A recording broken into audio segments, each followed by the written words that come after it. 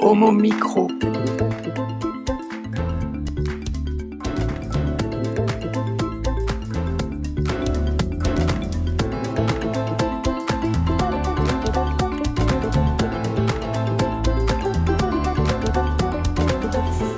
Bonsoir à toutes et à tous, merci de rejoindre l'émission qui se prend au mot. Ce soir, une spéciale Johnny Hallyday. Pendant 1 heure, on va... Non, je plaisante. Bonsoir. Fabien, comment ça va? Tu as le micro juste à ta droite. Tu m'as fait très peur quand même. Hein, c'est vrai? Non, Johnny, très bien, mais là, c'est beaucoup quand même. C'est beaucoup, oui. Alors, dis-nous, pour ton retour, qu'est-ce que tu nous proposes? Alors, parce que j'étais pas avec vous il y a une dizaine de jours et que c'était le 1er décembre, et parce que c'est Noël et que c'est le moment de raconter des histoires, je vais vous raconter un peu l'histoire du VIH. C'est pas la plus jolie des histoires, mais c'est quand même une histoire qu'on ne connaît pas forcément aussi bien qu'on peut.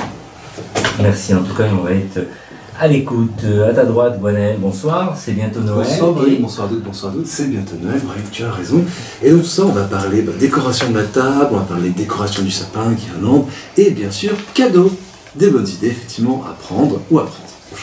Ta chronique sera validée, bien sûr, si tu as des cadeaux avec toi. Évidemment, Brian, toujours. C'est moi le cadeau. C'est un cadeau pour nous à chaque fois qu'on le revoit. Mickaël, le plus jeune de la bande. Comment ça va, Mickaël? Ça va, Brahim. Content de revenir. Ouais, alors là, tu regardes en plus Daniel Lebras qui nous filme. Tu te méfies de la caméra? Non. Non, j'ai envie de m'exposer. Très bien. Alors, je suis toujours célibataire. Alors... Ah oui, très bien, tu pourras passer les messages si tu veux tout à l'heure en fin d'émission. Tu me parles d'Égypte ce soir? Ben oui, hier c'était le lancement du 70e anniversaire de la Déclaration universelle des droits de l'homme et donc j'avais envie de parler de droits LGBT en Égypte. Nous serons aussi à l'écoute.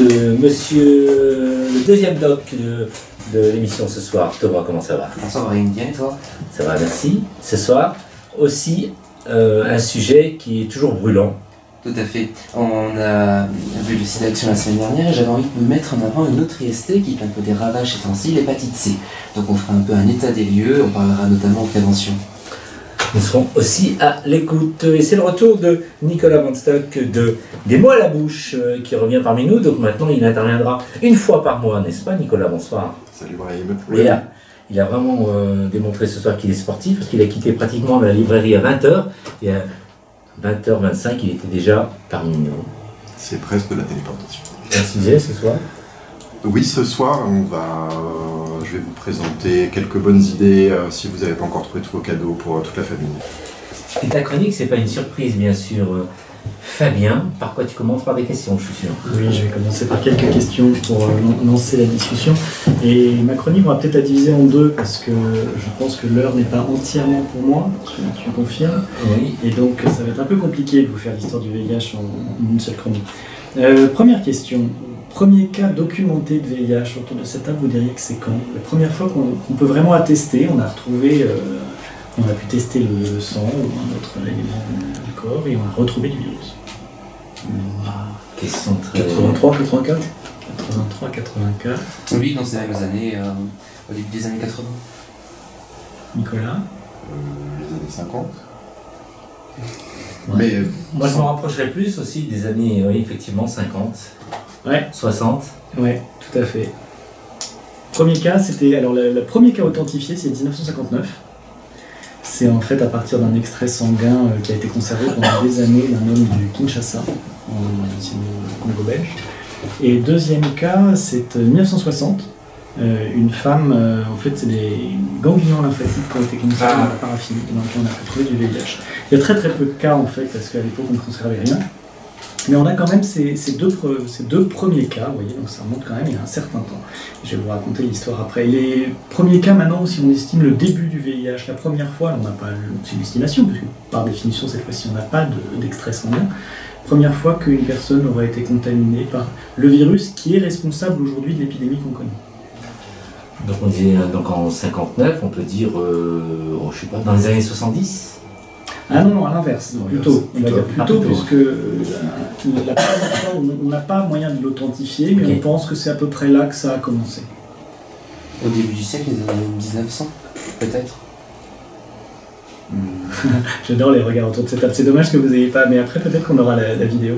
Ouais. Bah oui, tout à fait. Ça, ouais. En fait, on estime que c'est entre 1890 et 1915-1920. Donc 1900, ça marche tout à fait. Et comment on sait ça? J'allais poser justement la question, comment Tu remontes la trace carbone? Non, mais il y a quand même dans ta réponse quelque chose qui fonctionne. Ça, vous peut-être pas trouver. On va remonter la trace quand même.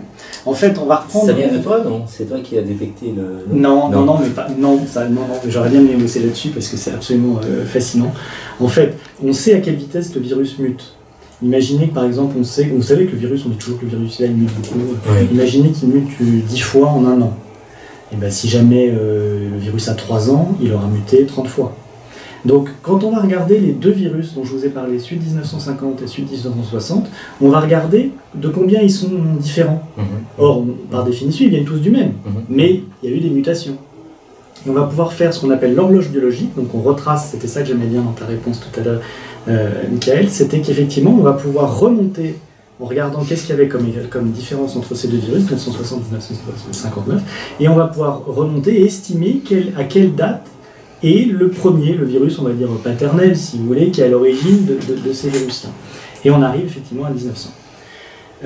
Donc qu'est-ce qui s'est passé? Ce virus 1900, on estime qu'il était au Cameroun, parce qu'on a pu retrouver le type de singe qui abrite un virus très similaire qui l'a transmis à quelqu'un, et on pense que c'est au Cameroun que ça s'est passé. Autour de 1900. Alors je vais vous raconter un peu l'histoire parce que l'épidémie elle commence pas du tout au Cameroun, elle commence à Kinshasa, qui est au sud, dans le Congo belge, qui est tout à fait au sud du Cameroun. Donc il y a eu quelque chose qui s'est passé. Alors c'est là que je vais vous parler un petit peu et puis après je vais céder la parole à d'autres parce que sinon je ne vais jamais réussir en étant. Au Cameroun, on peut penser qu'au début du siècle dernier, il y a des chasseurs qui ont chassé des singes et qui se sont fait infecter, soit par des morsures, soit parce qu'ils ont dépecé des singes, soit parce qu'ils en avaient en animaux domestiques à la maison. Et ils se sont fait contaminer par un virus du singe qui s'est transmis à l'homme et qui a été adapté, que l'homme a pu l'héberger. Et l'a transmis probablement à d'autres. Et il a probablement contaminé sa femme, qui est peut-être morte d'ailleurs du sida. Sauf qu'à l'époque, la durée de vie était déjà tellement basse en Afrique que c'est passé complètement inaperçu. Et il y a eu quelques cas comme ça qui ont été contaminés, donc au sein d'un village, probablement au Cameroun.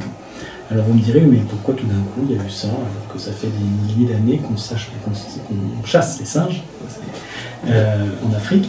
Ben effectivement, le siècle dernier a offert, entre guillemets, au virus des conditions d'expansion complètement uniques. Entre 1900 et 1920, il y a eu ces 4 contaminations ponctuelles dans le village. Et puis, autour de 1920, à Kinshasa, on a été en période de pleine industrialisation. Et ils ont demandé pour les travaux à plein de personnes de tous les pays environnants de venir pour aider. Dont probablement, si on prend ce chasseur camerounais, ce chasseur de Cameroun, qui est venu à Kinshasa et qui a donné un coup de main. Alors là, on est en 1920, et pendant plusieurs années, il y a eu des travaux comme ça à Kinshasa, avec beaucoup plus d'hommes que de femmes. Il y avait à peu près 4 hommes pour une femme. Donc les femmes, il y avait probablement une forme de semi-prostitution, c'est-à-dire que les femmes avaient 3-4 maris de façon à subvenir à leurs besoins. Paradoxalement, ça ne suffit pas à faire une explosion d'épidémie du VIH, ça. Il a fallu beaucoup plus que ça. Et ce qu'on pense, c'est qu'en 1929, au Congo belge, les Belges ont mis en place un institut de la Croix-Rouge qui a pu faire des dépistages de maladies sexuellement transmissibles, d'IST. Et un des dépistages, ça va être évidemment le dépistage de la syphilis. Ça ne va pas être le thème de ta soirée ce soir, Thomas, mais c'était une des maladies sexuellement transmissibles dont tu nous as déjà parlé. Et le problème, c'est qu'à l'époque, en fait, le test pour dépister la syphilis croisait avec un autre tréponème, je ne rentre pas dans le détail, mais une autre maladie qui s'appelle le pian et qui n'est pas tellement grave, mais comme ça croise, on croyait que tout le monde était contaminé par la syphilis. Donc on a traité tous les hommes, toutes les femmes de ce village de Kinshasa, en pleine expansion, par un traitement contre la syphilis, qui n'en avait pas. Et à l'époque, on ne savait pas que ça se transmettait par le sang et par les seringues. Et c'est la même seringue qui a servi à donc injecter un traitement, même pas utile d'ailleurs, à des centaines de gens, tous les jours. Et donc ça a largement contribué à la diffusion de cette maladie. Et contrairement à ce qu'on croit, c'est probablement pas par voie sexuellement transmissible. Et puis je vais aller un cran plus loin dans l'histoire et après je vais m'arrêter, sinon je vais vraiment dépasser mon temps. Ça ne suffit pas encore en fait. Il faut encore qu'il y ait plus que ça pour qu'il y ait une vraie épidémie à l'échelle mondiale. Alors 2 éléments qui vont contribuer. D'abord, on arrive là, on est dans la fin des années 30, il y a beaucoup de transports qu'il n'y avait pas encore au début du siècle, le train, puis après l'avion, donc ça va permettre évidemment l'expansion, mais là on reste encore en Afrique. Et puis toujours en Afrique, à la fin des années 50, début des années 60, ça commence à être la bérésina un peu partout autour de Kinshasa, et tous les gens viennent se réfugier à Kinshasa. Tous les pays autour sont en sécession, il y a des guerres intestines, etc. Et beaucoup d'hommes viennent se réfugier dans cette fameuse ville du Congo belge. Et là, pour le coup, il y a beaucoup trop de monde. Il y a beaucoup trop de monde, beaucoup de pauvreté, beaucoup de sans-emploi, de la prostitution, là, pour le coup, à grande échelle. Et ça va être on va dire une vitesse encore supérieure pour l'expansion de cette maladie, qui n'est pour le moment qu'en Afrique. Et je vous ai encore rien dit de tout ce que vous connaissez, j'imagine, de la maladie, puisque certains parlaient de 80, tout ça, donc on peut dire qu'on est encore loin, on est encore dans les années 60, et pour ça je vous propose de revenir la semaine prochaine. Très bien. Merci Fabien, c'était passionnant, donc le deuxième volet très vite. Autour de cette table vide, vous saviez un peu tout ça, Thomas? Oui, l'histoire, et après je pensais pas que ça remonte à aussi loin, et cette histoire de contamination par utilisation des mêmes seringues me paraît improbable aujourd'hui. En 52 en fait. En 52, on a trouvé en travaillant sur l'hépatite B que ça pouvait se transmettre par voie sanguine, et on s'est dit, mais bon, du coup, les agents infectieux se transmettent par voie sanguine, il faut absolument qu'on arrête ce délire d'utiliser la même seringue qu'on rince à l'eau simplement et qui n'est personne. Donc c'est comme ça qu'on a arrêté beaucoup plus tard. Merci Fabien, c'était passionnant. Passionnant parce qu'on apprend beaucoup de choses. Moi, personnellement, je ne savais pas, ça fait rire Mickaël. J'en bafouille tellement qu'il rigole. Au micro, l'émission qui se prend au mot. Merci Isabelle, je me suis vraiment reconnu dans ce morceau, sincèrement. Je me suis vraiment reconnu dans ce morceau, vraiment. Et vous aussi, j'espère, non? Totalement. Totalement, Thomas. On aurait dit moi, oui. le matin. Vous avez envie de cadeaux ce soir? Oui, questions? tous, oui. Eh bien écoutez, on va tendre l'oreille puisque notre ami Lionel va nous proposer un certain rayon de cadeaux, n'est-ce pas? Oui, voilà, effectivement, après l'idole des connes, il est temps de passer à l'idole des petits-enfants, effectivement. Pour fêter Noël, chez sexjobgay.com, on a pas mal d'idées, toutes plus scandaleuses les unes que les autres, et on a décidé de vous les faire partager. Il vaut mieux, pour les mettre en pratique, vous équiper d'un Zoli-Marie, Chérichou, copain, avec beaucoup d'humour, et d'une belle-mère odieuse et acariâtre. Si vous n'en avez pas, il vous reste 2 semaines pour en trouver. Sur un malentendu, ça peut fonctionner. Vous savez comment ça marche, hein? D'accord. On va d'abord s'occuper du sapin, décoration du sapin. Pour la guirlande, soyez sexy et moderne, optez pour une guirlande de quéquettes gonflables.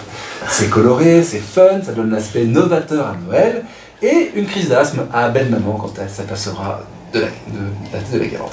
En ce qui concerne les boules, on en parlait tout à l'heure en off, alors vous pouvez utiliser des boules de geisha, mais il y a mieux.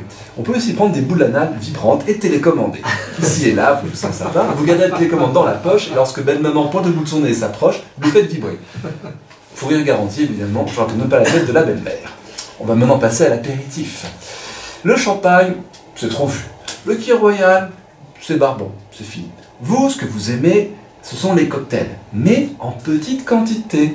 Donc il vous faut ce qu'on appelle un shooter. Vous savez ce que c'est? En fait, c'est un petit cocktail, c'est un petit verre qui est grand comme ça. Excuse idéale pour sortir vos verres à shooter coquin avec un sexe à demi mou, une verge éméchée pour faire rosir vos invités, donner le ton de la soirée et empêcher belle maman, alias Sue Hélène, que tout le monde connaît ici, de picoler trop vite et de vider l'armoire à alcool. L'apéritif se passe bien, on va maintenant passer à la table. On l'a décoré, bien sûr, préalablement, quelques idées de passage. Pour la nappe, moi ce que je vous conseille, c'est un drap de protection en vinyle pour plans humides et SN. Pourquoi? Parce que c'est pratique, c'est efficace, vous pouvez renverser le vin, la sauce de la dinde, tout ce qui traîne, ça se lave à l'eau. Pas de problème de dire « Ah mon Dieu, j'ai fait une tâche !» Non, c'est bon, ça partira dans moins de 5 minutes, pas de souci. Pour chaque porte-couteau, prenez un petit plug anal. J'en ai déjà parlé l'année dernière, c'est le détail qui twist votre table avec une touche sexy. Astuce zizanie, faites disparaître le porte-couteau de belle maman au cours du repas. Insinuez ensuite que vous ne la pensiez pas si ouverte sur le sujet. Voilà qui ouvre de nouvelles perspectives pour beau papa. Ajoutez cadeau de la maison pour faire bonne mesure et passer pour une victime résignée devant ses trop nombreux larcins. Pour le service, utilisez notre sonnette, sonnez pour une pipe. C'est marqué en gros, c'est une belle sonnette rouge type hall d'hôtel, on appuie dessus, ça fait ding. Et c'est donc à disposer sur la table et à utiliser quand vous trouvez que le service est un petit peu lent. délicieusement rétro, belle-maman sera outrée et beau-papa sera intéressé. Pour fabriquer une bûche, enfin, on arrive au dessert, plus excitante que nature, dégainez notre moule à gâteau en forme de pénis. N'oubliez pas de prendre une photo de belle-maman quand vous servirez la bûche. Osera-t-elle manger sa part? La soirée approche de son terme, tout s'est à peu près bien passé, et vos participants sont repus et un petit peu éméchés. Minuit approche, c'est bientôt l'heure des cadeaux, les bagages de déballés, ils sont sous le sapin. Voici quelques idées qui plaisent fréquemment aux personnes généralement, aux garçons comme aux filles. D'abord la lingerie coquine, beaucoup de succès en général, notamment pour les boxers ouverts sur les côtés et les slips échancrés. Ensuite, pour les amateurs de vêtements moulants, faux cuir ou en vinyle, un petit peu comme ce que porte Thomas ce soir, avec sa petite chemise sympathique, dont vous mettre en valeur votre corps, il y a tout ce qui est chemise, jeans, shorts, t-shirt, jupe également, ça existe, c'est sympa. Puis les sextoys, ça c'est un grand classique. Selon vos envies, vous pouvez offrir ou vous faire offrir un god, un masturbateur pour prendre du plaisir, un coquerine pour prolonger dossier votre érection. On continue avec un truc un peu plus classique, qui fera un peu mourir les belles mamans, on est d'accord, les huiles de massage. Ça c'est très bien pour un rapport plus fusionnel et câlin si vous êtes en couple, ou pour marquer des points, hein Michael? Si vous attendez justement d'avoir un futur mec et que vous voulez le draguer lorsque vous le rencontrez pour la première fois, c'est pas mal du tout. Enfin, des produits SM pour frissonner ou ouvrir de nouvelles portes sur votre sexualité, que ce soit du SM soft avec des menottes ou une cagoule, c'est un grand classique, des ventouses à tétons par exemple, ou plus hard avec de l'électrostimulation. Belle maman va faire une crise cardiaque. Ça tombe bien, votre appareil d'électrostimulation la ranimera. Merci qui, hein? Orient trucs et astuces, si vous n'avez plus de papier cadeau ou la flemme de faire les emballages, pas de panique. Il existe des sacs cadeaux Père Noël sexy ou des sacs qui se referment tout seuls. Vous ouvrez le sac, c'est le cadeau, fermé, c'est prêt. Ultime astuce, parce que je sais qu'on va me demander, et quelle est la belle maman? Qu'est-ce qu'on lui offre, hein? Parce qu'on lui a quand même fait mal durant toute cette soirée, on n'a pas été très sympa. Alors pour l'aider à se remettre le lendemain, moi ce que je vous conseille d'abord c'est une bouteille d'eau gazeuse. Un tube d'Alka-Seltzer, pas mal aussi, pour le lendemain de faire difficile, et la vidéo des meilleurs moments de la soirée, ça pour moi c'est essentiel, pour qu'elle puisse revisionner ça. Bon, on va quand même être sympa, une huile de massage bio et vegan, avec un appareil de massage corporel, pour qu'elle puisse enfin se détendre, et une bougie de massage parfumée constitueront une très bonne idée pour se faire pardonner, de lui avoir fait vivre une sacrée soirée. C'est que ça. La belle maman nous écoute La belle maman ne nous écoute pas, et j'en suis très heureux. En tout cas, si vous avez des questions, si vous avez des conseils, faites-moi sur Twitter et sur Facebook. Et je me ferai un vrai plaisir de vous conseiller. Oui, c'est vraiment une idée originale. Ça intéresse des personnes autour de cette table. Je te vois vraiment sourire, Michael, pour recevoir. C'est excellent ça, non? Je sais pas, je vais vous dire. C'est pas quoi dire. Va bien, toi, en famille, justement. Un sapin animé et rempli de tous les produits qui viennent nous citer, c'est intéressant. Mais c'est vrai que tu as des enfants, mais... Mais oui, moi je pensais à cette chronique parce que j'ai acheté cet après-midi les guirlandes, les boules pour les enfants. Et j'imaginais à la place avoir acheté tout ce que nous a conseillé Gwenaël et je pense que j'ai la DAS à la maison dans 24 heures et je perds les enfants, donc non, on va pas faire ça. Nicolas. Moi j'ai bien envie de participer à son Noël. Hein. Ah ouais, c'est vrai. Très bien, et c'est une bonne idée, vous avez un sapin ou à la bouche? Non, on n'a pas de sapin. Bah justement, on devrait peut-être. Bah, tu peux en acheter un et leur offrir et en Un sapin, un chat, tu vas voir, l'ambiance va être beaucoup plus cosy tout de suite pour moi à la bouche. Thomas? Oui, excellent, plein de bonnes idées cadeaux à faire, à tester, ça va être sympathique. Oui. Voilà. Vraiment super, et ton site internet, voilà. Sexshopgay, SEXESHOPGY.com.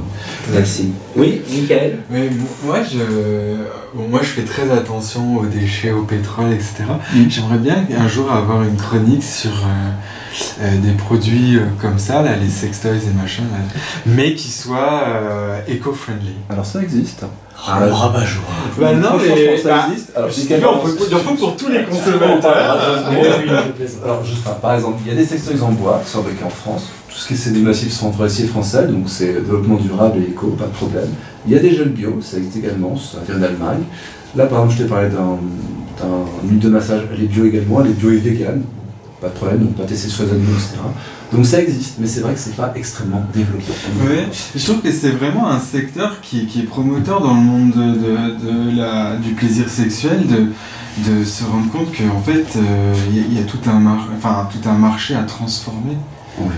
Le problème par exemple pour les sextoys, c'est qu'on est quand même souvent obligé d'utiliser tout ce qui est silicone, Et là, c'est clairement pas très éco-friendly. Mais si on veut avoir quelque chose de doux, bah, c'est vrai que le bois, généralement, ça rebute pas mal de personnes parce qu'elles ont peur des échardes. Ce que je peux comprendre, même si c'est très bien poli et protégé avec des résines. Mais bon, bah, effectivement, les gens vont plutôt dire je préfère le silicone, on dirait vraiment de la peau, c'est tiède, c'est doux, donc je préfère plutôt utiliser ça. Voilà. Tu veux rapporter la fois prochaine Des oui, c'est ça. Et tu iras les proposer au ministre de la Culture, de l'Environnement, pardon, au ministre de l'Environnement qui s'appelle, son nom m'échappe. Hulot. Nicolas Hulot. Merci, Molène. Michael, tu vas garder la parole et tu vas nous parler d'Égypte. Et tu as plein de choses à nous dire concernant ce pays. Qu'est-ce qui se passe exactement?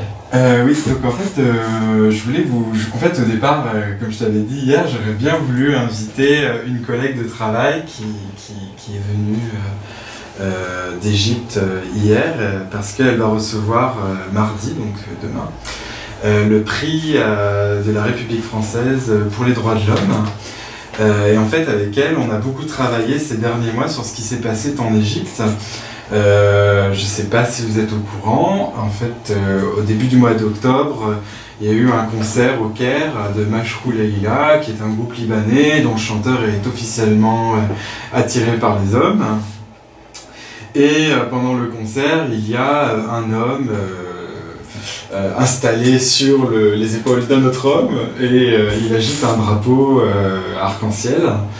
Et à la suite de ça, il y a une rafle des policiers et ils arrêtent une trentaine d'hommes et de personnes transgenres. Donc ce sont des arrestations totalement arbitraires parce qu'en fait, c'est des personnes qui sont supposées gays, mais rien ne le prouvait en fait. Et aussi, ils ont été non seulement arrêtés, mais détenus. C'est-à-dire qu'on a atteint des détentions de 6 ans, alors que d'habitude, il y en a Oui, parce que j'ai oublié de dire, en fait, ils ont été détenus, arrêtés et détenus pour promotion de l'homosexualité. Et d'habitude, pour ce genre de problème, ça ne dépasse pas 1 an, enfin quelques mois, 2 ans. Et là, ils en ont eu pour 6 ans. Et en tout et pour tout, il y a eu plus d'une 60aine de gays et de personnes transgenres qui ont été arrêtées. Et nous, en fait, avec cette collègue qui travaille dans une coalition d'associations égyptiennes, on a travaillé à faire du plaidoyer à l'Élysée et au ministère des Affaires étrangères, parce qu'il y avait la venue du président Al-Sisi. Mi-octobre, c'est son nom, ou fin octobre, je sais plus. Et donc on a fait des communiqués de presse, on a écrit des notes de position, et on a eu aucune réponse sur le moment même. On a eu une réponse 1 mois plus tard de l'Élysée. J'aurais dû apporter la lettre avec un alignement d'éléments de langage, la République française prête attention aux droits humains, ça fait partie de sa politique générale, enfin, c'est tous des trucs, jamais d'ailleurs c'était même cité, enfin voilà, il n'y avait rien d'intéressant en fait dans le contenu, et puis aussi la phrase d'Emmanuel Macron, on n'a pas de leçons à donner, enfin c'est ce qu'il avait sorti, on n'a pas de leçons à donner, et en fait on sait très bien ce que la France fait en Égypte, hein, elle vend des armes, donc forcément l'État français ne va pas dire grand chose sur ce qui se passe en termes de droits humains, sur ce qui se passe en Égypte.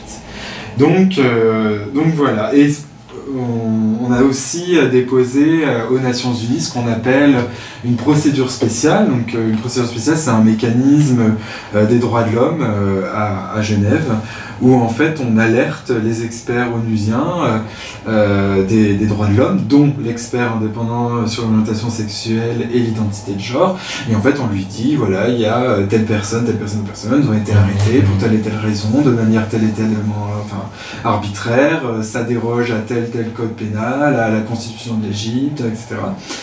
Et bon, des procédures spéciales, en fait on n'a pas de réponse. Donc on ne sait pas ce que les experts en font.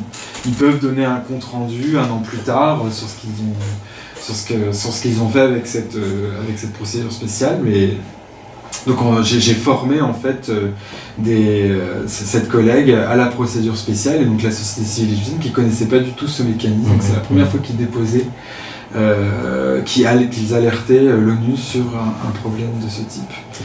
Et toujours pendant ce temps-là, l'Égypte, lors de l'Assemblée générale de l'ONU, produit deux interventions en fait. C'est un peu compliqué. C'est-à-dire à l'ONU, il y a ce qu'on appelle plusieurs commissions, et il y a une commission qui s'attarde un peu plus sur les droits humains. Et au début de cette commission, les États votent l'agenda de cette commission. Et dans l'agenda, il y a le premier rapport de l'histoire de l'humanité sur l'orientation sexuelle et les deux genres. C'est la première fois qu'un expert indépendant va déblatérer pendant 15 minutes sur ce qui se passe dans le monde pour les homosexuels, les lesbiennes, etc. Et l'Égypte donc fait deux interventions pour que l'ordre du jour soit changé. Et une intervention au titre de l'Organisation de la coopération islamique plus la Russie et la Biélorussie, et une intervention du groupe des États africains. Et en fait, dans ces interventions, il dit que tous ces pays, donc à l'intérieur de l'OCI, l'Organisation de la coopération islamique, comme à l'intérieur du groupe africain, tous ces pays sont contre le mandat de l'expert indépendant sur l'orientation sexuelle et le genre, ce qui est absolument faux. Parce que il y a ne serait-ce que l'Afrique du Sud ou le Cap-Vert qui ont des positions clairement pro-MSG, donc pro-minorité sexuelle et de genre. Par exemple, en OCI, je crois, si mes souvenirs sont bons, l'Arménie ne se prononce pas. C'est pas que, enfin, je vais peut-être dire une erreur, mais je crois qu'elle se prononce pas en fait. C'est ni elle est pour, ni elle est contre en fait. Donc il y avait en fait tout cet amas de tout d'un coup en quelques semaines où l'Égypte a arrêté donc arbitrairement des personnes homosexuelles, des personnes transgenres sur la scène internationale, se prononce plusieurs fois et donc je suis en fait personnellement très content qu'en fait cette collègue reçoit demain le prix des droits de l'homme. C'est très mérité, hein, parce que les défenseurs des droits de l'homme, ce sont des gens qui ne gagnent pas beaucoup leur vie, qui se sacrifient beaucoup, et qui, une majorité de leur vie, en fait, la passent pour les autres et n'ont pratiquement pas de vie eux-mêmes. Alors le fait de recevoir ce prix, est-ce que ça peut faire évoluer les situations en tout cas, en Égypte ou ailleurs? En tout cas, je me souviens plus si ma collègue a demandé l'anonymat. Je sais que Magali Lafourcade m'a dit, qui est la présidente de la CNCDH, donc la Commission nationale des droits de l'homme ici en France, m'a dit qu'il y avait deux organisations qui avaient demandé l'anonymat. Donc peut-être qu'il n'y aura pas de publicité pour cette collègue, c'est pour ça que je dis jamais son nom. Mais parce que c'est très dangereux en Égypte d'être militant et militante.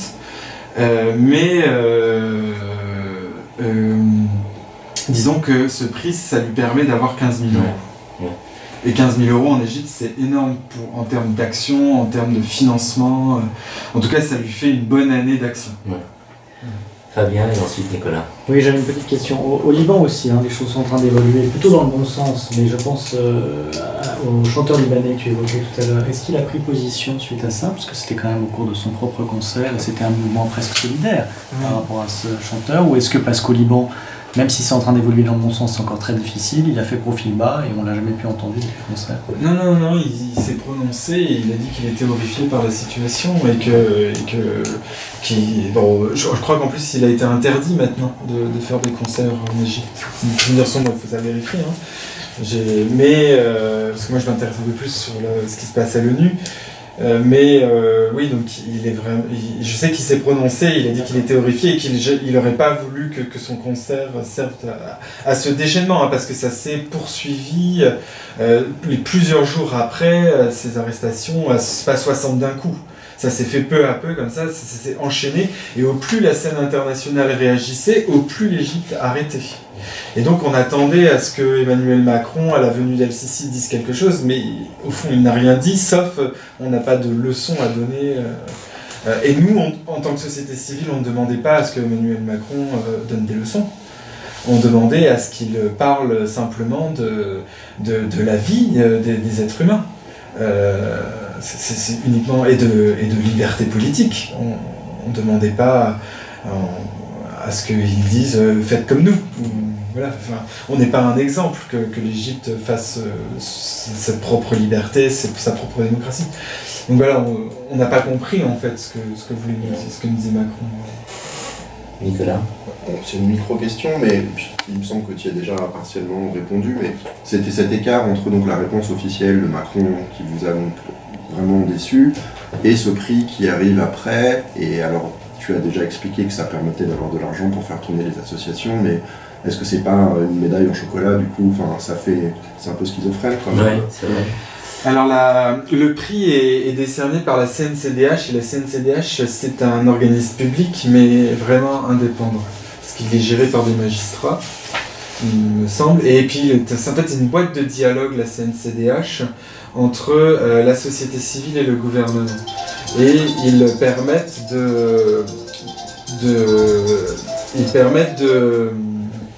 excusez-moi, ils permettent de... Emmanuel Macron est en train de nous appeler là. Enfin, voilà, donc je pense que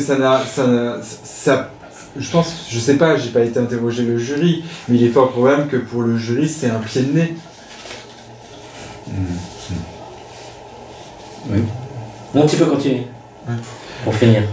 Oui, je pense que c'est un pied de nez à la politique du gouvernement. Je pense que c'est fait exprès même. Mais bon, il faut interroger les membres du jury pour savoir. Qui ne le diront jamais. Oui. Ouais. Retour pour la dernière partie de l'émission Un mal pour un bien avec Thomas pour nous parler de l'hépatite C. Tout à fait vrai, malheur de l'après, Lucide Action la semaine passée, je vais vous parler d'une autre IST et pas des moindres, l'hépatite C. C'est une infection virale, c'est-à-dire que c'est un virus qui en est la cause. Pourquoi j'ai décidé de vous en parler? Car elle touche plus de 220 000 personnes chaque année en France, et plus d'un tiers de ces personnes touchées connaissent mal leur infection qui reste longtemps asymptomatique, c'est-à-dire sans symptômes vraiment percutants. Si elle n'est pas connue ou pire pas traitée, l'hépatite C devient chronique et ça peut devenir très grave. La situation peut en effet évoluer vers une cirrhose ou un cancer du foie. La bonne nouvelle, c'est que les traitements actuels entraînent la guérison dans plus de la moitié des cas. Alors c'est quoi exactement l'hépatite C pour ceux qui ne connaissent pas? L'hépatite C, on peut appeler le VHC, est un virus qui s'attaque aux cellules du foie et qui entraîne son inflammation. D'où le terme de hépatite. Hépato pour foie et la terminaison it qui signifie l'inflammation. Le virus est présent dans le sang d'une personne infectée. Il existe 6 génotypes d'hépatite C que l'on nomme de 1 à 6, c'est-à-dire 6 catégories, ainsi qu'un grand nombre de sous-catégories, ce qui rend assez difficile la tâche en matière de recherche. C'est en partie ceci qui explique qu'actuellement aucun vaccin n'est disponible pour contrer ce virus. Chaque cas est un peu particulier et doit être évalué par un médecin qui est en mesure de donner à la personne atteinte les conseils appropriés. L'hépatite C, ça va comment? L'hépatite C se transmet principalement par le sang, même en très petite quantité. Ce virus est très résistant, il peut rester actif jusqu'à plusieurs semaines à l'air libre, même sur des surfaces non séchées. La première vague de contamination, c'était pour les personnes transfusées avant 92 ou contaminées lors de soins avec des instruments pas suffisamment désinfectés. Ça, c'était avant 92. Aujourd'hui, cela ne touche plus du tout les personnes transfusées. Les personnes concernées sont uniquement les usagers de drogue par injection et les personnes ayant des relations sexuelles non protégées. Pour les usagers de drogue, c'est assez facile à comprendre. Le partage matériel, comme la seringue, c'est ça, grosso modo, l'origine de la contamination. Quant aux relations sexuelles, certaines pratiques non protégées peuvent provoquer des lésions, des petits saignements, visibles ou non, qui représentent le risque d'infection. Par exemple, les pénétrations anales multiples, du sexe en groupe, ou encore une activité sexuelle intense, certains jeux sexuels qui peuvent entraîner des lésions comme le fist, des pratiques SM avec l'introduction d'objets, l'échange de sextoys, la pratique de lavement. Et enfin, c'est le partage de matériel pouvant être en contact avec le sang, comme justement les sextoys, les pots de lubrifiant, etc., qui est contaminant. Par contre, au quotidien, il n'y a aucun risque de transmission dans la plupart des gestes de la vie de tous les jours, comme s'embrasser, partager le même verre, se caresser, se serrer la main, aucun risque là-dessus. Alors, quels sont les symptômes qui permettent de mettre la puce? Alors, malheureusement, il n'y a pas de symptômes spécifiques lorsqu'on est contaminé par le virus de l'hépatite C. Le principal signe est une fatigue excessive, mais ce n'est pas particulier à cette maladie. Parfois, des douleurs au niveau du foie peuvent apparaître. Seul le dépistage peut détecter l'infection. La mesure des anticorps dirigés contre le virus dans le sang permet de savoir si on était en contact avec celui-ci. La recherche du génome du virus de l'hépatite C confirme la présence de ce dernier. Le dosage des transaminases, c'est les enzymes libérées par le foie, en cas d'agression, permet également de suspecter une hépatite. Alors attention, on peut être positif au test des anticorps et négatif à celui du génome. Ça signifie simplement que notre corps a réussi à se débarrasser tout seul du virus. Alors quand on est déjà porteur d'un virus comme l'herpès par exemple, est-ce qu'on est fragile face à l'hépatite C? Oui, absolument. Dès lors que le virus est capable de créer des lésions, l'herpès avec ses vésicules, la syphilis avec son chancre, le HPV avec ses condylomes, j'en passe, ces mêmes lésions facilitent l'entrée du virus dans l'organisme. Alors du coup, quels sont les gestes de prévention Les gestes concernent avant tout les pratiques sexuelles pour vous protéger vos partenaires à la fois du VIH, des IST, du virus de l'hépatite C. Utilisez un préservatif neuf pour chaque pénétration avec chaque partenaire. Une capote ne se réutilise jamais pour éviter la transmission d'un partenaire à un autre. Mettre un préservatif sur les objets ou les sextoys pour éviter que les traces même infimes de sang ne s'y déposent. À l'image du préservatif également, on utilise un gant neuf pour chaque fist et pour chaque partenaire. Et on n'utilise que du lubrifiant non gras à base d'eau ou de silicone uniquement. Alors des mesures d'hygiène peuvent également limiter les contaminations? Absolument, Brahim. Adopter ces quelques mesures permet de réduire les risques, comme par exemple, c'est un truc tout bête, mais lors d'un plan à plusieurs, se laver régulièrement les mains ou le sexe qui peuvent transporter un peu de sang, même encore une fois si on ne le voit pas. Le fait d'utiliser ses propres flacons, ses propres pailles, ses propres seringues ou tout autre matériel qui ne se prête pas, et peu importe la voie d'entrée, nasale, anale ou intraveineuse, ce n'est pas parce que ça se sniffe qu'on peut relâcher la vigilance et partager sa paille. De même, on ne partage jamais des objets, des accessoires ou tout autre équipement, sauf sur une place, un préservatif. Et on ne partage pas son gros pot de lubrifiant qui, à la longue, peut contenir des résidus. Un mot sur les traitements pour finir? Oui, une nouvelle génération d'antiviraux a été mise à disposition courant 2014. Il s'agit d'antiviraux spécifiques du virus de l'hépatite C. Ces antiviraux empêchent le virus d'infecter de nouvelles cellules en bloquant l'action des protéines indispensables à sa multiplication. Il y a 3 classes différentes selon leur cible et leur spécificité. Je ne vais pas tous les citer, on n'est pas là pour faire une énumération complète. Mais même si ces traitements existent et fonctionnent bien, ils sont assez lourds. Et ce n'est pas rien de tel que la prévention. Merci Thomas. Satisfait de cette chronique? Moi, je ne suis pas là pour dire si je suis satisfait de la chronique, mais c'est intéressant que ça ait été présenté comme une IST parce qu'il n'y a pas si longtemps, c'était pas classé dans les IST, le VHC. On considérait qu'il n'y avait pas de transmission par voie sexuelle. Et moi, j'ai fait pas mal de formations là-dessus, et à chaque fois, quand je demandais aux profs, parce qu'on commençait à en parler, on commençait à avoir des cas de transmission par voie sexuelle, notamment chez les personnes séropositives qui avaient des concentrations très fortes de VHC dans le sang. Et à chaque fois que je posais la question, on me disait oui, mais c'est exceptionnel, etc. Et un jour, un grand professeur de médecine, Thierry Toinard, je peux le citer parce que c'est vraiment quelqu'un qui est très apprécié et c'est pas une critique, mais c'était rigolo quand je lui ai demandé mais pourquoi vous en parlez jamais de cette transmission par voie sexuelle. Sa réponse, je vous laisse méditer sa phrase. Une sodomie entre 2 gothiques avec un prince Albert au bout du gland, pour moi, ça s'apparente à de la transfusion massive. Donc c'est vous dire à quel point il y avait quand même une réticence dans la communauté de voir le côté sexuellement transmissible, et même quand ça arrivait, pour eux c'est que c'était des pratiques qui saignaient à profusion, avec des piercings au bout du gland, etc. Et tu as bien fait de rappeler que non, c'est une maladie sexuellement transmissible, c'est pas la voie majeure, il faut quand même... c'est pas à chaque rapport sexuel qu'on peut être contaminé, mais il y a très clairement des cas de transmission par voie sexuelle. Merci de l'avoir souligné et merci pour cette chronique. Merci. On finit cette émission avec Nicolas Desmois-Labouche pour une spécialiste Noël. Alors on va essayer de faire ça à toute vitesse. Sélection de cadeaux. Pour votre grand frère hétéro, dans la chambre duquel vous vous glissiez à vos risques et périls pour dévorer sa collection de Hulk, de Spider-Man et de Spawn dès qu'il partait fumer des joints sur le terrain de basket, je vous conseille la BD Love is Love, qui rassemble les planches des plus grands dessinateurs de comics en hommage aux victimes de la tuerie du Pulse à Orlando. Déjà, il comprendra pourquoi vous avez pleuré non-stop pendant une semaine en juin l'année dernière. Vous ferez un don à SOS Homophobie qui en a bien besoin. comme de militants d'ailleurs, et ce sera enfin l'occasion dont vous rêviez pour lui faire votre coming out et lui présenter Sofiane, votre nouveau mec.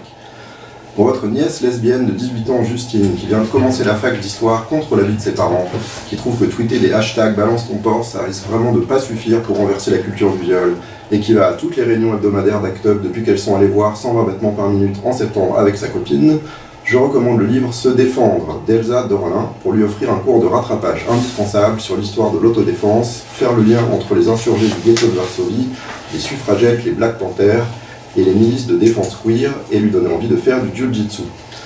Et d'ailleurs pour son petit frère de 16 ans, votre neveu Marcus, à qui elle va offrir un t-shirt Action Égale Vie à Noël, vous pouvez lui offrir le DVD de 120 battements par minute qui sort officiellement tout début janvier mais qu'on a en avant-première à la librairie. Comme ça il comprendra pourquoi sa sœur a séché ses cours à la Sorbonne le 1er décembre pour aller s'allonger par terre dans la rue avec des gens qu'elle connaît même pas. Bon, il va trouver ça old school le DVD mais il pourra le mater sur le lecteur de sa mère. À propos de mère, pour votre mère féministe et communiste qui spamme votre boîte mail en vous transférant 50 pétitions par jour depuis qu'elle s'est abonnée sans le vouloir à la newsletter de change.org, je recommande le livre Contre la haine de la journaliste, écrivaine et militante lesbienne allemande Caroline Emke. Elle a une façon unique, précise de décrire le processus éternel par lequel la majorité invente des mécanismes de rejet de ses minorités. Elle s'appuie sur des paraboles bibliques, des analyses de vidéos virales sur Internet et ses propres expériences. Son analyse du glissement xénophobe d'une partie de la population allemande à l'égard des migrants vaut pour toute l'Europe tentée par le populisme et il faut la lire maintenant en France aussi, c'est urgent. Pour votre grand-père gay qui, depuis qu'il a appris avec joie que son seul petit-fils était aussi gay, vous a initié à Guy Hockenheim et vous bassine avec le bon vieux temps où on pouvait draguer son boucher ou un ouvrier tunisien dans les Vespasiennes à Paris et qui pèse contre ces saloperies d'apps de rencontres qui réunissent que des mecs biphobes, racistes et folophobes, je recommande le catalogue de l'exposition du photographe Marc Martin. Son joli titre est Toilette publique. Elle se tient à Berlin jusqu'au 5 février. Papy pourra se replonger avec délice dans l'ambiance de la drague aux chiottes grâce aux très belles et très cochonnes photos de Marc. Et bonne idée, les nombreux essais qui accompagnent les photos sont traduits en français. Pour votre grande-tante Irène qui a lu tous les livres mais qui refuse d'appeler sa petite-fille Aude du prénom qu'elle s'est choisi et plus David comme elle avait toujours fait, au prétexte qu'on ne sait pas qui on est quand on a 14 ans, je prescris le meilleur médicament que j'ai lu contre la transphobie, à savoir le roman Les Buveurs de Lumière de la géniale écrivaine écossaise Jenny Fagan. Je crois que je ne vais pas avoir le temps de vous le résumer, mais c'est un très bon roman. D'ailleurs, à propos de non-conformité de genre, vous êtes comme tout le monde entouré de mioches queer, de petits garçons fées et de petites filles aventuriers. Pour leurs parents, leurs instits et pour elles et eux surtout, offrez un des tomes de Bichon, le petit héros de David Gilson, dont le tome 3 des aventures vient de sortir. Le philosophe trans Paul Preciado posait la question dans l'IB qui défend l'enfant queer. Eh bien, il y a peu de monde, mais David Gilson est de cela. Et enfin pour votre père, pour lequel cette année, comme chaque année, vous viendrez nous voir à la librairie complètement désespéré le 24 décembre à 19h parce que vous n'avez pas la moindre idée et que la seule chose que vous savez c'est qu'il lit beaucoup, j'ai le cadeau parfait pour le faire réfléchir à vos bientôt 20 ans de rivalité intellectuelle et d'absence totale de communication émotionnelle. Vous avez de la chance, l'universitaire et écrivain gay Daniel Mendelssohn a le même problème que vous. Dans Une Odyssée, il raconte comment son père s'est incrusté dans son séminaire sur l'Odyssée d'Homère pour le contredire systématiquement. Si le message ne passe toujours pas, vous pourrez au moins dire que vous aurez tout essayé. Et pour finir ce soir, super rapidement, j'ai un tout petit message personnel pour ma collègue Blanche qui bossait avec nous à la librairie depuis 1 an, qui était une fille géniale et qui a succombé à son cancer il y a 1 semaine. Vendredi au Père-Lachaise, un de tes metteurs en scène nous a dit « Blanche, une phrase que tu aimais répéter, les gentilles filles vont au paradis, les autres filles vont où elles veulent. Alors tu dois être en train de rayonner sur une scène quelque part devant un public amoureux. On ne sait pas quoi faire de l'histoire des camps de concentration de 1500 pages qui t'attend à la librairie et que tu t'apprêtais à dévorer comme tu dévorais tous les livres. Tu nous manques et tu vas nous manquer atrocement. Ton plus gros défaut c'était d'être hétérote, mais ça faisait de toi une alliée, et pour essayer de supporter notre chagrin, on pense à nos autres alliés qui nous rendent la vie plus supportable, nos collègues, nos amis, nos familles qui n'ont pas la chance d'être trans ou pédés ou gwyn comme nous, mais qui nous aiment comme on est, Solon Blanche, au les cœurs. Merci beaucoup, merci Nicolas, à très bientôt.